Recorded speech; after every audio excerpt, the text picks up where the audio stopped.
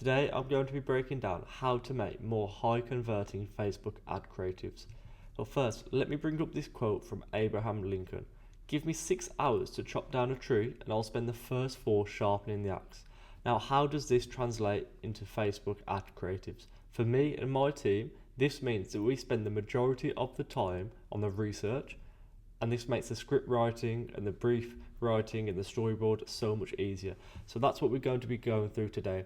My 7-step research process will absolutely transform the way that you make your ad creatives, because if you can do this right, you'll be able to write the scripts in 10 times the time and they'll have 10 times the better results, and it'll be a more streamlined and easy process for you. So follow this 7-step process for better ad creatives results.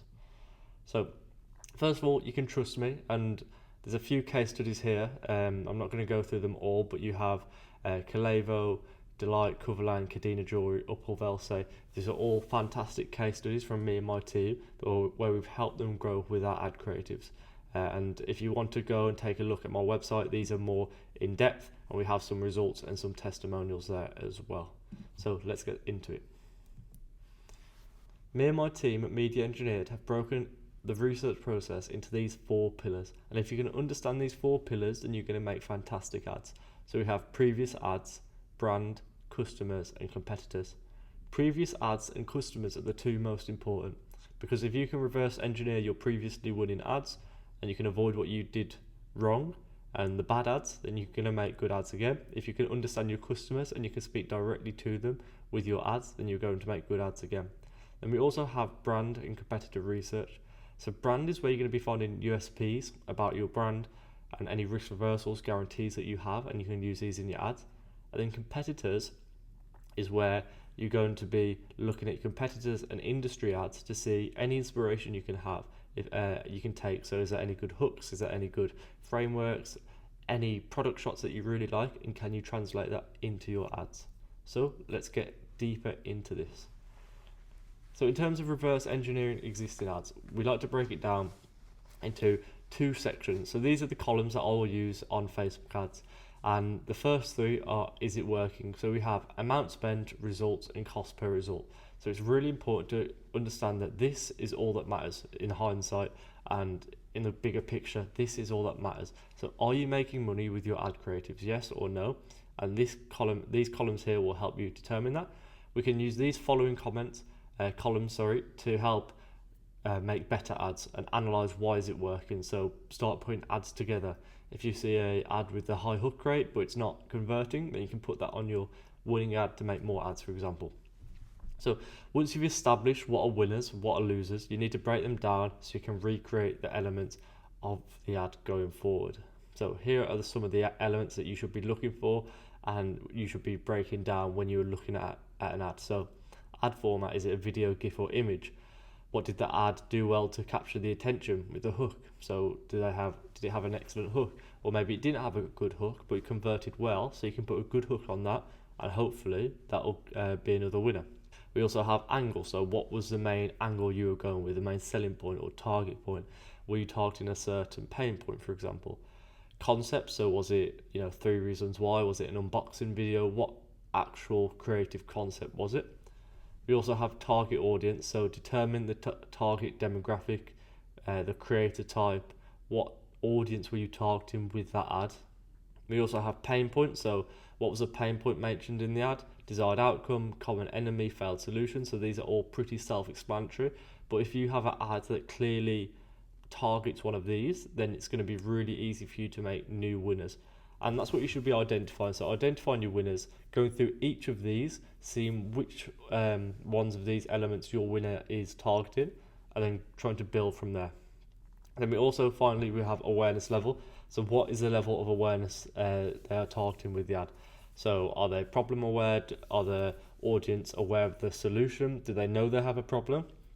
I think that's really important when you are looking at these ads and trying to analyze them, because that's something we didn't do when we first started out at my agency, and then when we started doing that, we definitely got better results.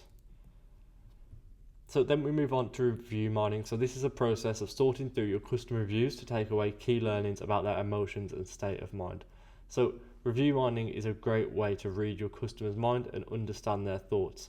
If there's something so important that someone feels inclined to leave a review, then it's probably a pretty big deal to them.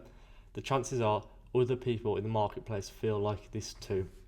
This is so true. If one person feels it and they're going ahead and leaving a comment, then it's probably likely that a lot of other people in the marketplace feel like that. So that's why review mining has proven itself as a really successful way to find new customer insights. And there's a couple ways of doing it. So I have a video on the ChatGPT way of doing it. I think it's one of my first videos on my channel about using AI to do research. It might even be the first video, and you pretty much follow that process and you can get some really good results. And it's a quick way to go about it. We also have manual, which is probably better results, and we have more improved answers because you can kind of hand pick what you want to see, and you can go through them, filter through, and pick out some more things. So in this review mining, you're kind of picking out the similar elements to what we just went through. So you want to be looking at different angles you can go with, target audience, pain points, desired outcomes, common enemy, all that stuff you want to be looking at in your reviews to see, okay, what can I get about the customer? Now we move on to competitor ads deep dive. So the purpose of this analysis is to find inspiration for your ads. So no, don't copy your competitor ads. It doesn't work. You've got different frames, you've got different positioning in the market. You know, it's just not a good idea to copy your competitor ads because you don't even know how it performed. So, however, if an industry is riddled with a load of similar types of ads, targeting similar angles, using similar concept, there's probably a reason why it's working, and you can build off this, use it with your knowledge about your customer, your knowledge about your ad account, and go ahead and create some more ads as well. So points that we look for: effective hooks, shot ideas, creator type, offers, script frameworks. So this is the kind of thing that you can look for. And if you go ahead and look on Magic Brief, that's what I use. There's a link below if you want to go ahead and use that. If you go ahead and you use Magic Brief, you find some competitor ads, you can go ahead and you can take elements of that. That is completely fine. So if you see a hook that does well, you see a shot that does well, and you just see something that you want in your ad, you can go ahead and copy and kind of use that in your own way. But just copying the ad as a whole is a big no-no because you've got no idea how it truly performed. So then we move on to PubMed, Reddit, and Google. So these are third-party platforms, and they're extremely valuable source of information when it comes to making your ads. They give you an authentic point of view because it's the customer's true thoughts. It's what they're doing in their spare time. If multiple people debate on a forum page, it highlights a controversial topic. This makes our goal of creating resonating ads so much easier. And if you can make a resonating ad, then it's going to convert, because if customers feel like the ad's talking to them, then they're going to feel like the product's going to work for them and they're going to convert. So PubMed, Reddit, and Google are all really valuable places. PubMed is especially valuable because you can use statistics and it adds social proof and authority to your ad. Reddit and Google are also just really good. I like Reddit because it's a forum page, so people are always putting their honest opinion on these forums. You can get debates, you can get controversial topics. And Google's really useful for getting more statistics and just a third party kind of point of view on the product, because especially if you don't know much about your product or it's a new product, this is going to be really valuable to get more insights. And even if it's a product that you've been using and pushing for a while, you're going to get some really valuable insights from these third party platforms. So we have community.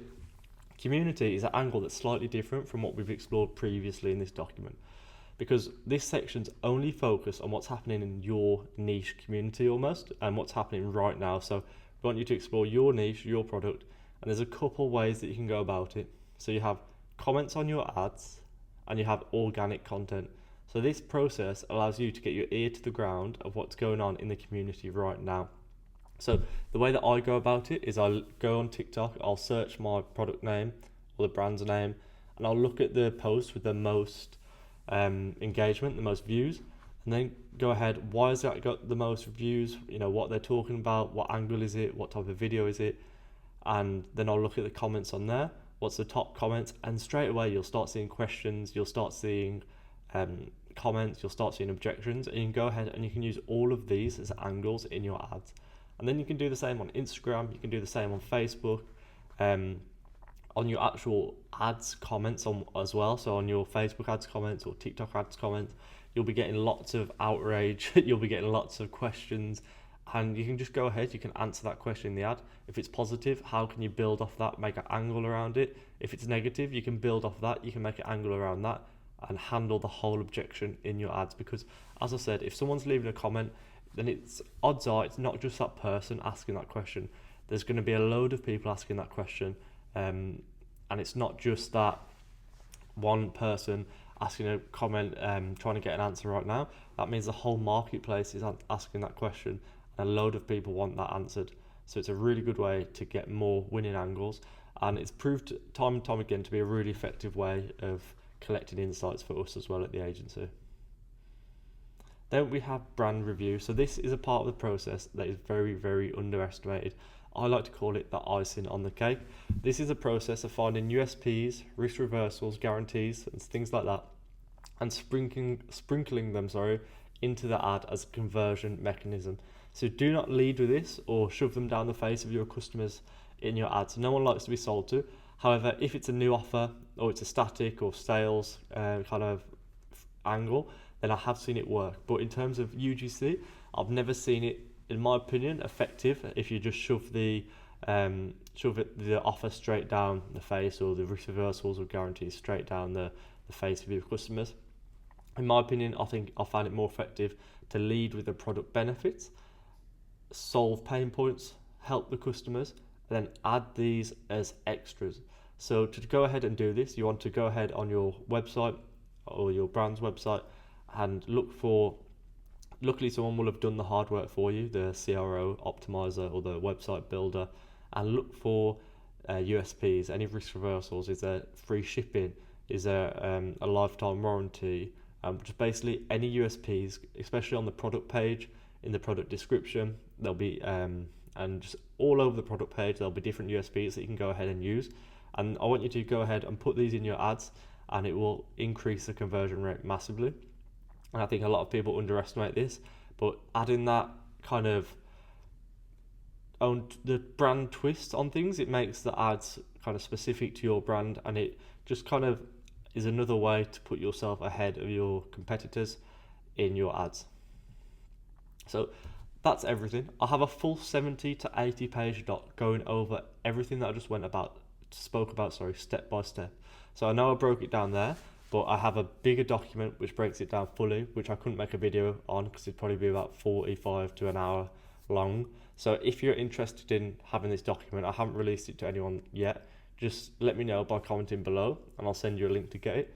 And if you are interested in me making ad creatives, or you have any questions, you want a creative audit, book a call with me using the link below, and I'll speak to you soon.